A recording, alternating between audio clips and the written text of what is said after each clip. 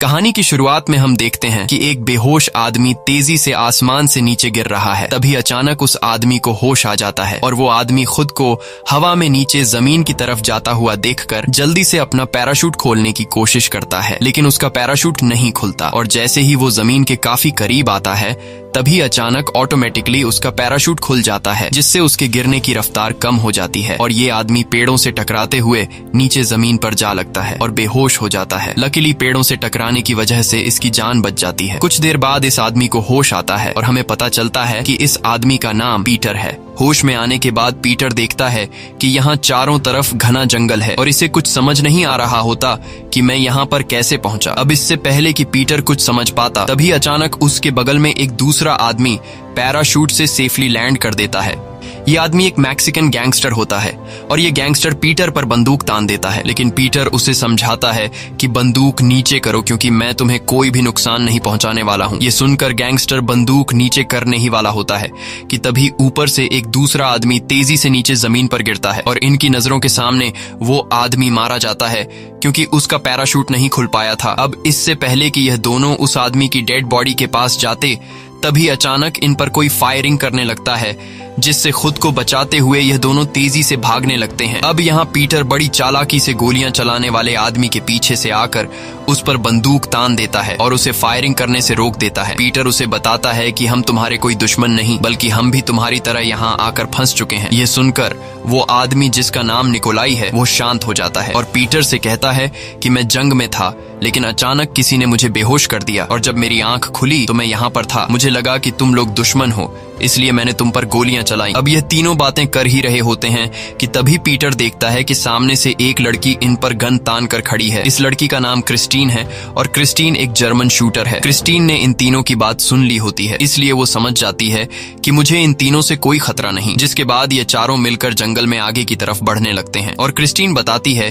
कि जब मैं ऊपर से गिर रही थी तब मैंने और भी कुछ लोगों को पैराशूट से नीचे लैंड करते हुए देखा था। अब यह जब जंगल में आगे बढ़ रहे होते हैं तभी हम देखते हैं कि कोई इनका पीछा कर रहा है और ये एक जापानीज होता है। अब यहाँ जापानीज अपने जूते उतार देता है और हल्के कदमों से उनका पीछा करने लगता है ताकि उनको उसके पैरों की आवाज सुनाई न दे। और आगे चलने वाले तीन लोगों को इस बात की खबर बिल्कुल भी नहीं होती कि कोई इनका पीछा कर रहा है। कुछ दूर आगे जाने के बाद इनको दो और लोग मिलते हैं जो आपस में लड़ रहे होते हैं और इन लोगों को देखकर यह दोनों आपस में लड़ना बंद कर देते हैं और बाकी लोगों की टीम में शामिल हो जाते हैं। तभी उन्हें कुछ दूरी पर किसी आदमी के चिल्लाने की आवाज सुनाई देती है और जब यह लोग उस जगह पर पहुंचते हैं तो यह लोग देखते हैं कि एक आदमी का पैराशूट ऊपर पेड़ में फंस चुका है, जिस वजह से यह आदमी उल्टा लटका हुआ है। अब यहाँ पीटर गोली से पैराशूट की रस्सी तोड़कर उस आदमी को नीचे गिरा देता है और उससे पूछता है कि तुम कौन हो। तब वो आदमी बताता है कि मेरा नाम स्टीव है और मैं एक डॉक्टर हूँ। अब यहाँ किसी को भी पता नहीं होता कि यह कौन सी जगह है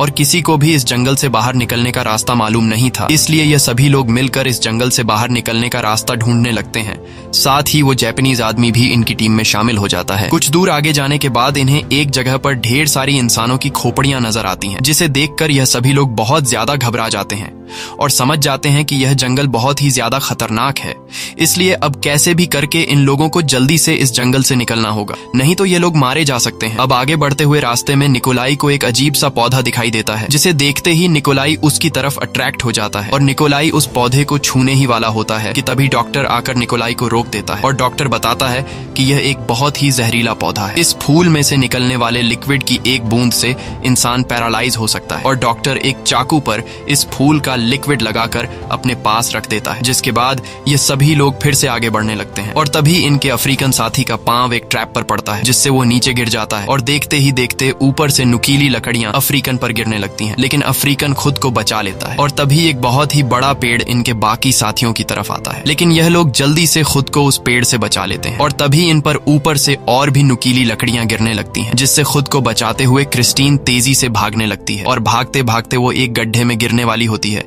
कि तभी वो ऊपर एक लकड़ी पकड़ लेती है, लेकिन अब धीरे धीरे क्रिस्टीन नीचे गड्ढे में फिसलती जा रही थी और नीचे गड्ढे में ढेर सारी नुकीली लकड़ियां लगी हुई थी। अब जैसे ही क्रिस्टीन नीचे गड्ढे में गिरने वाली होती है तभी वहां पर पीटर आकर क्रिस्टीन को पकड़ लेता है और क्रिस्टीन को बचा लेता है। अब यहाँ इन लोगों को कुछ समझ नहीं आ रहा होता कि आखिर यह जाल किसने बिछाया है, और तभी क्रिस्टीन अपने राइफल के स्कोप से उस आदमी को देख लेती है जिसने यह जाल बिछाया हुआ था। और जब यह सभी लोग उस आदमी के पास पहुंचते हैं तो यह लोग देखते हैं कि यह आदमी पहले से मरा हुआ है और उस आदमी की बॉडी पर निशान को देखते हुए ऐसा लग रहा था कि जैसे इस आदमी को किसी बड़े खतरनाक मॉन्स्टर ने मारा है। अब यहाँ उस आदमी की चेकिंग लेने के बाद इन्हें एक डायरी मिलती है जिससे इन्हें पता चलता है कि यह आदमी एक यूएस सोल्जर था। यह सुनकर पीटर कहता है कि इस आदमी ने यह जाल इंसानों के लिए नहीं बल्कि किसी बड़ी चीज का शिकार करने के लिए बनाया था, क्योंकि क्रिस्टीन जिस गड्ढे में गिरने वाली थी उस गड्ढे की लंबाई काफी ज्यादा थी, इसलिए इस सोल्जर ने इतना गहरा गड्ढा खोदकर उस मॉन्स्टर को मारना चाहता था। लेकिन वो मॉन्स्टर बहुत ही ज्यादा खतरनाक था और वो इस सोल्जर के जाल में फंसने से बच गया और फिर उस मॉन्स्टर ने इस सोल्जर को मार दिया। अब जब सभी लोग यहाँ से जाने लगे तभी इनके अफ्रीकन साथी को लगता है कि कोई इन पर नजर रख रहा है और वो सामने के पेड़ की तरफ देखने लगता है, लेकिन पेड़ पर उसे कुछ भी दिखाई न देने की वजह से वो भी अपने बाकी साथियों के पीछे जाने लगता है। और यहाँ हम देखते हैं कि सच में कोई चीज इन पर नजर रख रही है और वो चीज इसी पेड़ पर मौजूद है, लेकिन इनविजिबल होने की वजह से ये लोग उसे देख नहीं पा रहे थे। और जो कोई चीज भी इन पर नजर रख रहा है वो इनको एक इंफ्रारेड यानी कि फायर विजन से देख रहा है। अब कुछ दूर आगे जाने के बाद जब ये लोग एक खुले मैदान में पहुंचते हैं तो वहां का नजारा देखकर ये लोग पूरी तरह से हैरान रह जाते हैं, क्योंकि इनके सामने एक अलग ही दुनिया थी और ऐसी जगह इन लोगों ने पहले कभी भी नहीं देखी थी, क्योंकि ऊपर आसमान में 3 प्लेनेट मौजूद थे। और ये देखकर ये लोग समझ जाते हैं कि ये हमारी दुनिया नहीं बल्कि हम किसी दूसरे प्लेनेट पर आ गए हैं। अब यहाँ पीटर कहता है कि जिस तरह से हम लोग यहाँ पर आए हैं उसी तरह से यहाँ से निकलने का भी कोई ना कोई रास्ता जरूर होगा, इसलिए अब जल्द ही हम लोगों को यहाँ से निकलने वाले रास्ते को ढूंढना होगा। जिसके बाद ये लोग फिर से जंगल में आगे की तरफ बढ़ने लगते हैं और तभी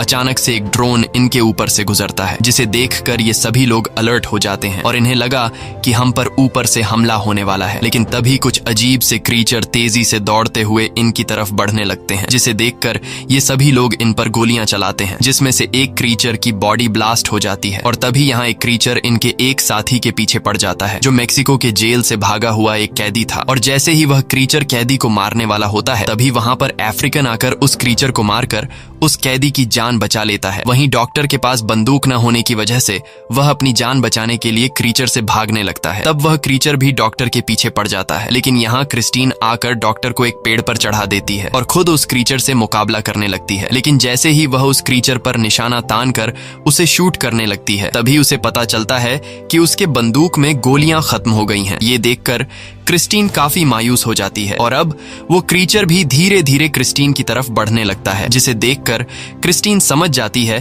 कि अब मुझे कोई भी नहीं बचा सकता। और जैसे ही वह क्रीचर क्रिस्टीन के काफी करीब आता है तभी जंगल में से एक सीटी की आवाज गूंजती है और उस सीटी की आवाज को सुनते ही वह क्रीचर एक कुत्ते की तरह उस आवाज को फॉलो करते हुए चला जाता है। और यहाँ हमें पता चलता है कि ये क्रीचर इस प्लेनेट के डॉग हैं। यहाँ इन लोगों को पता चलता है कि इस जंगल में इन कुत्तों से भी ज्यादा खतरनाक कोई चीज है जो हमें मारना चाहती है। अब यहाँ सभी लोग नोटिस करते हैं कि इनका गैंगस्टर साथी कहीं गायब है और तभी उन्हें कुछ दूरी से अपने गैंगस्टर साथी की चिल्लाने की आवाज सुनाई देती है, जिसकी आवाज सुनकर ये लोग फौरन उस जगह पर पहुंच जाते हैं और ये लोग देखते हैं कि इनका साथी चुपचाप बिना हिले इनकी तरफ पीठ करके बैठा हुआ है। तब ये लोग उसे अपने पास बुलाते हैं, लेकिन इनका साथी इन्हें कोई भी जवाब नहीं देता। ये देखकर क्रिस्टीन उसके पास जाने लगती है, लेकिन तब यहाँ पीटर क्रिस्टीन को रोक देता है और पीटर क्रिस्टीन से कहता है कि ये हमें फंसाने के लिए कोई जाल भी हो सकता है। अब अपने शक को यकीन में बदलने के लिए पीटर एक पत्थर उठाकर अपने साथी की तरफ फेंकता है और जैसे ही पत्थर उनके साथी के करीब गिरता है तो इन्हें पता चलता है कि सच में वहां जाल बिछाई गई है और इनका साथी मारा जा चुका है। अब यहाँ पीटर सभी साथियों से कहता है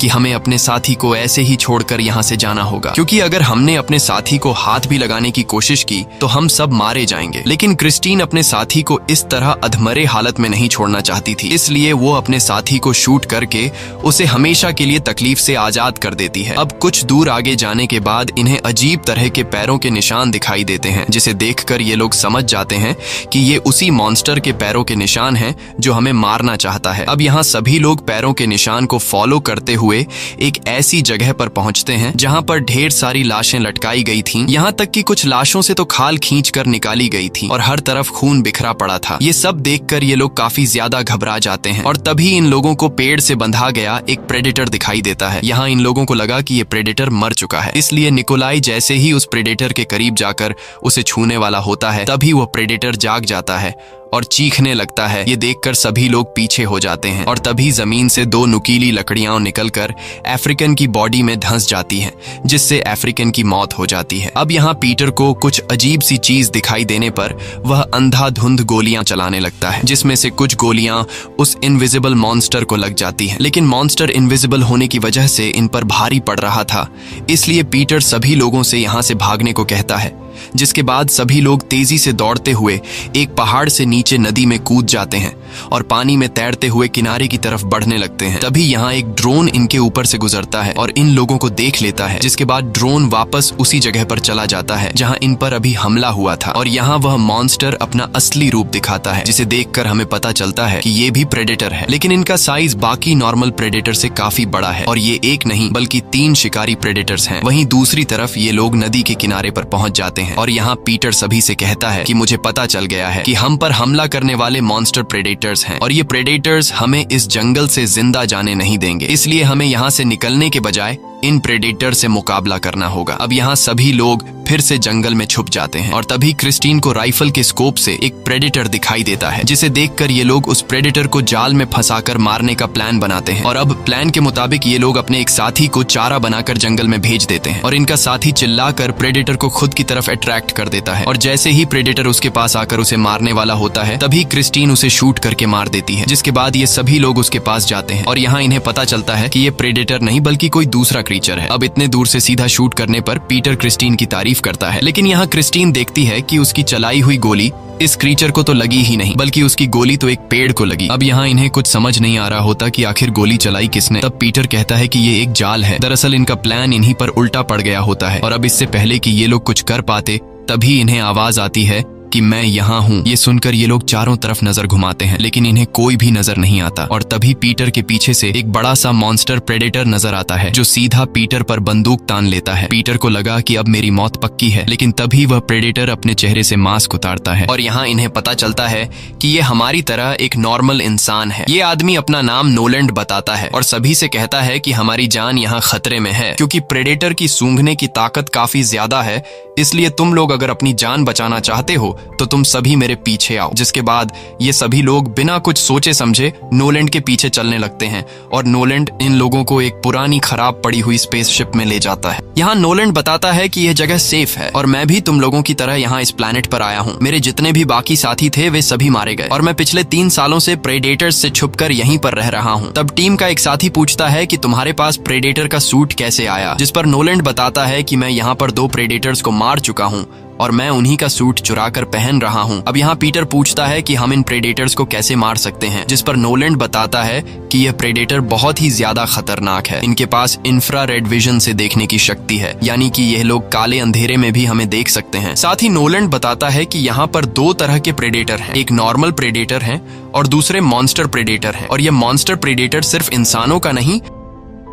बल्कि नॉर्मल प्रेडेटर का भी शिकार करते हैं। ये सुनकर पीटर समझ जाता है कि पेड़ के साथ जो प्रेडेटर बांधा गया था वह एक नॉर्मल प्रेडेटर था। यहाँ नोलैंड बताता है कि मैं पिछले कई सालों से यहाँ से निकलने का रास्ता ढूंढ रहा हूँ, लेकिन आज तक मुझे कोई भी इस प्लैनेट से बाहर निकलने का रास्ता नहीं मिला। तब पीटर कहता है कि एक रास्ता है, अगर हम इन प्रेडेटर का स्पेसशिप चुरा लें तो हम स्पेसशिप के जरिए इस प्लैनेट से अपने प्लैनेट पर जा सकते हैं। जिस पर नोलैंड कहता है कि स्पेसशिप तो हम लोग चुरा लेंगे, लेकिन हम में से किसी को भी प्रेडेटर का स्पेसशिप उड़ाना नहीं आता। ये कहकर नोलैंड सो जाता है। अब यहाँ पीटर क्रिस्टीन के पास आता है और उससे कहता है कि हमें किसी भी तरह करके प्रेडेटर का शिप चुराना होगा, और रही बात शिप को उड़ाने की तो हम बाहर जंगल में पेड़ के साथ बांधे गए गुलाम प्रेडेटर को आजाद कर देंगे और बदले में उससे शिप उड़ाने में मदद मांगेंगे। अब यह दोनों बातें कर ही रहे होते हैं कि तभी रूम के अंदर धुआं होने लगता है और धीरे धीरे पूरा कमरा धुएं से भरने लगता है और यह धुआं कोई और नहीं बल्कि नोलैंड कर रहा था। दरअसल नोलैंड इन सभी लोगों को बेहोश करके इनका खाना और हथियार चुराना चाहता था और अब यह सभी लोग लोग यहाँ से बाहर निकलने के लिए शिप का दरवाजा खोलने की कोशिश करते हैं, लेकिन दरवाजा नोलैंड ने बाहर से लॉक किया था और अब दरवाजा न खुलने पर पीटर दरवाजे को तोड़ने के लिए उस पर गोली चलाता है, जिसकी आवाज कुछ दूरी पर प्रीडेटर सुन लेता है और प्रीडेटर को पता चल जाता है कि यह लोग कहां पर छुपे हुए हैं। जिसके बाद प्रीडेटर सीधा शिप पर पहुंच जाता है और वह सबसे पहले नोलैंड को शूट करके मार देता है, क्योंकि नोलैंड शिप के बाहर था। इसके बाद प्रीडेटर बाकी लोगों को ढूंढने लगता है और यहाँ बाकी लोग भी बाहर निकलने का रास्ता ढूंढने लगते हैं, लेकिन इस दौरान डॉक्टर इनसे अलग हो जाता है और डॉक्टर अकेले बाहर निकलने का रास्ता तलाश करने लगता है, लेकिन उसे बाहर जाने का कोई रास्ता नहीं मिलता और वह अपने साथियों से भटक जाता है। कुछ देर बाद प्रीडेटर डॉक्टर को देख लेता है और प्रीडेटर डॉक्टर को मारने के लिए आगे बढ़ता है, लेकिन तभी वहां पर निकोलाई आ जाता है और डॉक्टर को जल्दी से प्रीडेटर से बचा कर ले जाता है। लेकिन इस दौरान प्रीडेटर की एक गोली निकोलाई को लग जाती है, जिससे वह नीचे गिर जाता है और यहाँ डॉक्टर अपने साथी निकोलाई को बचाने के बजाय वहां से भाग जाता है और अब प्रीडेटर निकोलाई को पकड़कर उसके सीने में एक नुकीला औजार घोंप देता है और अब निकोलाई समझ जाता है कि मैं मरने वाला हूँ। लेकिन मरने से पहले निकोलाई जल्दी से एक ग्रेनेड निकालकर एक जोरदार ब्लास्ट में अपने साथ उस प्रीडेटर को भी उड़ा देता है। वहीं दूसरी तरफ बाकी लोगों को बाहर निकलने का रास्ता मिल गया होता है और ये लोग जल्दी से बाहर आ जाते हैं, लेकिन अब बॉम्ब ब्लास्ट की आवाज सुनकर एक दूसरा प्रेडेटर वहां पर पहुंच जाता है और यहाँ इनका साथी जो मेक्सिको की जेल से भागा हुआ होता है वह काफी खुश होता है, क्योंकि उसे लगा कि उसकी जान बच गई, इसलिए वह खुशी से चिल्लाने लगता है। लेकिन तभी पीछे से एक प्रेडेटर उसे शूट करके नीचे गिरा देता है और अब वह प्रेडेटर इनके सामने आकर पीटर के माथे पर निशाना लगा देता है और जैसे ही वह प्रेडेटर पीटर को मारने वाला होता है तभी पीछे से कैदी एक चाकू से प्रेडेटर पर कई वार करता है, लेकिन चाकू के वार से प्रेडेटर को कुछ ज्यादा फर्क नहीं पड़ता और प्रेडेटर कैदी को उठाकर जमीन पर पटक देता है। अब मौके का फायदा उठाते हुए ये सभी लोग वहां से भाग जाते हैं और यहाँ प्रेडेटर बड़ी बेरहमी से कैदी को मार डालता है, जिसके बाद वह प्रेडेटर बाकी लोगों के पैरों के निशान को फॉलो करते हुए उनके पीछे जाने लगता है। यहाँ बाकी लोग भागते हुए एक घास के मैदान में आते हैं और तभी इनके जापानीज साथी को पता चलता है कि प्रेडेटर अभी भी इनका पीछा कर रहा है। अब उस प्रेडेटर को रोकने के लिए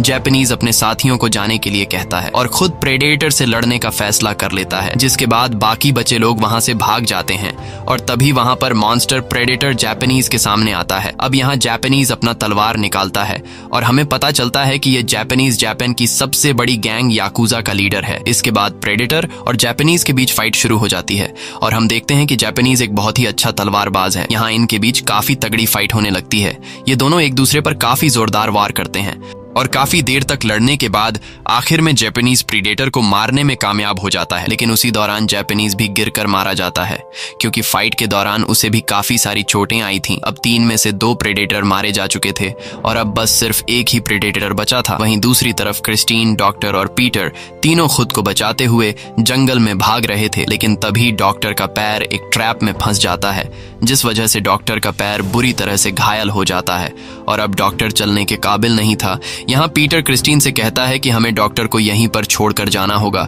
क्योंकि अब वह चल नहीं सकता और अगर हम इसे अपने साथ ले जाने लगे तो हमारी रफ्तार स्लो हो जाएगी और प्रेडेटर हमें पकड़कर मार देगा। लेकिन क्रिस्टीन एक अच्छे दिल की मालिक थी और वह डॉक्टर को इस तरह से छोड़कर नहीं जाना चाहती थी, इसलिए क्रिस्टीन पीटर से कहती है कि तुम चले जाओ, मैं यहाँ डॉक्टर की मदद करूंगी। जिसके बाद पीटर इन दोनों को छोड़कर वहां से चला जाता है और सीधा उस जगह पर पहुंचता है जहां गुलाम प्रेडेटर को पेड़ से बांध दिया गया था। अब यहाँ पीटर उस प्रेडेटर के सामने आकर उससे कहता है कि मैं तुम्हें आजाद कर दूंगा, लेकिन बदले में तुम्हें मुझे स्पेसशिप से मेरे प्लेनेट पर भेजना होगा। ये प्रेडेटर इंसानों की लैंग्वेज समझ सकता था, इसलिए वह सिर को हिलाकर हाँ में इशारा करता है। जिसके बाद पीटर उस प्रेडेटर के हाथ पैर खोल देता है और प्रेडेटर पूरी तरह से आजाद हो जाता है। यहाँ प्रेडेटर पीटर से काफी खुश हो जाता है और वह जल्दी से अपने हाथ का शील्ड पहनकर रिमोट से हमारे प्लेनेट का लोकेशन सेट कर लेता है और स्पेसशिप को स्टार्ट कर देता है और अब स्पेसशिप हमारे प्लेनेट पर आने के लिए तैयार था। वहीं दूसरी तरफ क्रिस्टीन डॉक्टर को सहारा देकर ले जा रही होती है कि तभी अचानक यह दोनों एक जाल में फंस जाते हैं और यह जाल मॉन्स्टर प्रेडेटर ने बिछाया होता है। तभी मॉन्स्टर प्रेडेटर आकर ये दोनों जिस जाल में फंसे हुए थे उस जाल को मॉन्स्टर प्रेडेटर एक गड्ढे में फेंक देता है। इसके बाद मॉन्स्टर प्रेडेटर उस जगह पर आता है जहां पर पीटर ने गुलाम प्रेडेटर को आजाद किया था और जब गुलाम प्रेडेटर मॉन्स्टर प्रेडेटर को देखता है तो इनके बीच फाइट शुरू हो जाती है और मौके का फायदा उठाते हुए पीटर जल्दी से स्टार्ट की गई स्पेसशिप की तरफ जाने लगता है और यहाँ मॉन्स्टर प्रेडेटर और गुलाम प्रेडेटर के बीच काफी तगड़ी फाइट होने लगती है। वहीं दूसरी तरफ पीटर स्पेसशिप तक पहुंच जाता है और कुछ ही देर बाद स्पेसशिप हवा में उड़ने लगती है, जिसकी आवाज सुनकर गड्ढे में मौजूद डॉक्टर और क्रिस्टीन समझ जाते हैं कि पीटर यहां से जा चुका है। वहीं दूसरी तरफ मॉन्स्टर प्रीडेटर ज्यादा ताकतवर होने की वजह से गुलाम प्रीडेटर उसके सामने ज्यादा देर तक टिक नहीं पाता और आखिर में मॉन्स्टर प्रीडेटर गुलाम प्रीडेटर का सिर धड़ से अलग कर देता है और साथ ही जिस स्पेसशिप में पीटर जा रहा होता है उसे भी मॉन्स्टर प्रीडेटर अपने हाथ में लगे रिमोट के जरिए उड़ा देता है। वहीं दूसरी तरफ हम गड्ढे में डॉक्टर और क्रिस्टीन को देखते हैं। यहाँ डॉक्टर अपना असली रूप दिखाता है और वह चुपके से उस चाकू को निकालता है जिस पर उसने जहरीले पौधे का लिक्विड लगाया था और फिर डॉक्टर पीछे से आकर क्रिस्टीन के गले पर उस चाकू से कट लगा लेता है, जिससे क्रिस्टीन की बॉडी पैरालाइज होने लगती है और क्रिस्टीन नीचे गिरकर पूरी तरह से अपनी बॉडी पर कंट्रोल खो देती है। अब क्रिस्टीन जिंदा तो थी लेकिन वह अपनी बॉडी को हिला नहीं पा रही थी और बात भी नहीं कर पा रही थी। अब यहाँ डॉक्टर क्रिस्टीन को अपने बारे में बताते हुए कहता है कि मैं धरती पर एक सीरियल किलर था और खासकर लड़कियों को किडनैप करके मारा करता था और अब मैं तुम्हें प्रीडेटर को देकर बदले में वापस अपनी धरती पर चला जाऊंगा। अब जब डॉक्टर क्रिस्टीन को यह बातें बता रहा होता है तभी ऊपर पीटर आ जाता है। दरअसल पीटर स्पेसशिप में बैठा ही नहीं था और अब वो अपने साथियों को लेने के लिए वापस आ गया होता है। पीटर को देखकर डॉक्टर पूरी तरह से शॉक हो जाता है और डॉक्टर फिर से एक शरीफ आदमी होने का नाटक करने लगता है। साथ ही डॉक्टर पीटर से कहता है कि क्रिस्टीन की यह हालत मॉन्स्टर प्रीडेटर ने की है। अब यहाँ क्रिस्टीन पीटर को डॉक्टर की सारी सच्चाई बताना चाहती थी लेकिन पैरालाइज होने की वजह से वो कुछ बोल नहीं पाती। इसके बाद पीटर डॉक्टर और क्रिस्टीन को पकड़कर गड्ढे से बाहर निकाल लेता है और पीटर क्रिस्टीन के पास आकर क्रिस्टीन से कहता है कि परेशान मत हो, हम लोग जल्द ही यहाँ से निकल जाएंगे। अब जब पीटर क्रिस्टीन से बातें कर रहा होता है तभी पीछे से डॉक्टर आकर पीटर को भी उसी चाकू से मारने ही वाला होता है कि तभी पीटर डॉक्टर के इरादों को समझ जाता है और पीटर डॉक्टर के चाकू को उसी के गले में घोंप लेता है। और यहाँ हमें पता चलता है कि जब गड्ढे में डॉक्टर क्रिस्टीन को अपनी सच्चाई बता रहा था तब पीटर ने डॉक्टर की सारी बातें सुन ली थी। इसके बाद पीटर डॉक्टर की बॉडी को घसीटकर मॉन्स्टर प्रीडेटर की जगह पर लेकर जाता है और डॉक्टर की बॉडी के चारों तरफ गन पाउडर डाल देता है। दरअसल ये मॉन्स्टर प्रीडेटर के लिए एक जाल होता है और साथ ही पीटर को पता चल गया होता है कि ये प्रेडेटर इंफ्रारेड फायर विजन से देखते हैं, इसलिए पीटर अपनी पूरी बॉडी पर मिट्टी लगा देता है ताकि प्रेडेटर इसे इंफ्रारेड विजन से ना देख सके। कुछ देर बाद वहां पर प्रेडेटर आ जाता है और वह अपने इंफ्रारेड विजन से शिकार ढूंढने लगता है। अब पीटर की बॉडी पर मिट्टी लगने की वजह से प्रेडेटर पीटर को तो देख नहीं पाता बल्कि वो जमीन पर पड़े डॉक्टर की डेड बॉडी को देख लेता है, जिसके बाद प्रेडेटर डॉक्टर की बॉडी की तरफ बढ़ने लगता है और हमें तो पता है कि डॉक्टर की बॉडी प्रेडेटर के लिए एक जाल है। अब जैसे ही प्रेडेटर डॉक्टर की बॉडी को पलटता है तो डॉक्टर की बॉडी पर ढेर सारे ग्रेनेड बांधे गए थे और प्रेडेटर के समझने से पहले ही एक जोरदार ब्लास्ट होता है जिसमें प्रेडेटर बुरी तरह से घायल होकर दूर जाकर गिरता है। अब यहाँ पीटर बड़ी चालाकी से चारों तरफ बिछाए हुए बारूद को आग लगा देता है और आग की लपटों की वजह से प्रेडेटर अपने इंफ्रारेड विजन से पीटर को देख नहीं पाता। अब मौके का फायदा उठाते हुए पीटर दौड़ते हुए मॉन्स्टर प्रेडेटर पर कई वार करता है, तभी आग की लपटें कम होने लगती हैं, इसलिए पीटर जल्दी से एक पेड़ के पीछे छुप जाता है। अब यहाँ प्रेडेटर अपने इंफ्रारेड विजन से पीटर को चारों तरफ ढूंढता है लेकिन उसे पीटर कहीं पर भी दिखाई नहीं देता। पर तभी प्रेडेटर अपने इंफ्रारेड विजन से दरख्त के पीछे पीटर के जोर जोर से धड़कते हुए दिल की धड़कन सुन लेता है और प्रेडेटर समझ जाता है कि पीटर कहां पर छुपा है। अब जैसे ही प्रेडेटर पीटर पर फायर करने वाला होता है तब पीटर समझ जाता है कि प्रेडेटर को मेरी लोकेशन का पता चल चुका है, इसलिए जल्द ही पीटर कूदकर खुद को फायर से बचा लेता है। इसके बाद प्रेडेटर आकर पीटर को मारता है और उसे उठाकर दूर फेंक देता है। वहीं क्रिस्टीन की बॉडी भी अब नॉर्मल होने लगी थी और वो रेंगते हुए अपने राइफल के पास पहुंच जाती है। यहाँ प्रेडेटर अपने हाथ से एक नुकीला औजार निकालकर पीटर को मारने ही वाला होता है कि तभी क्रिस्टीन प्रेडेटर को शूट कर लेती है, जिससे प्रेडेटर के सीने से खून निकलने लगता है। ये देखकर प्रेडेटर गुस्से में क्रिस्टीन की तरफ एक नुकीला औजार फेंकता है जो क्रिस्टीन के कंधे में लगता है। अब यहाँ प्रेडेटर को गोली लगने की वजह से वो काफी कमजोर हो गया होता है और मौके का फायदा उठाते हुए पीटर जल्दी से एक कुल्हाड़ी उठाकर सबसे पहले प्रेडेटर का वो बाजू काट लेता है जिस पर स्पेसशिप का रिमोट लगा हुआ था और आखिर में पीटर एक जोरदार वार से प्रेडेटर का सिर धड़ से अलग कर देता है। इसके बाद पीटर क्रिस्टीन के पास आता है और कुछ देर के लिए यह दोनों आराम करते हैं और अगली सुबह जब ये दोनों ऊपर आसमान की तरफ देखते हैं तो इन्हें आसमान में कई पैराशूट दिखाई देते हैं, जिसका मतलब कि अब फिर से मौत का खेल शुरू हो गया है। अब यहाँ पीटर क्रिस्टीन को अपने साथ ले जाने लगता है और उससे कहता है कि मुझे घर जाने का रास्ता पता चल गया है। दरअसल पीटर के पास अब मॉन्स्टर प्रेडेटर के हाथ का रिमोट होता है जिससे ये दोनों वापस अपने धरती पर आ सकते हैं। इसी के साथ साथ ये कहानी खत्म हो जाती है। अगर आपको ये वीडियो अच्छी लगी हो तो हमारे चैनल को सब्सक्राइब और वीडियो को लाइक जरूर कीजिएगा।